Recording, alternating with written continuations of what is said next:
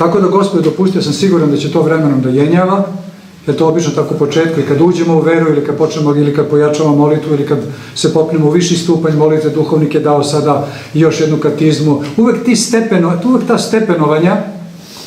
kada napredujemo u duhovnom životu, izazivaju potrese u duhovnom svetu i duhovne sile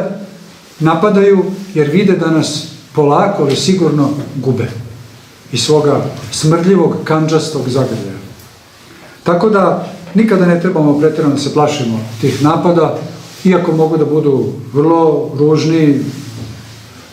tako obećavajući da nam nema spasa. On je veliki maher, tako da te ubedi, da te hipnotiše da je Bog tamo negde daleko, da je tvoj greh suviše veliki, da taj oproštaj, sve to važi za druge, ali to za tebe ne važi, jer tvoj greh preveliki, ti si previše razočarao ili razočarala Boga, i znaj, tebe je Bog digao ruke i ti si moj. I onda ljudi, nažalost, koji nisu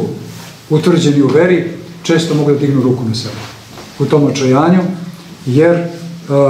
taka sugestibilnost, taka sugestija koju on daje je teška da se odoli koliko čovjek nije zaista čvrsti u veri u Boga.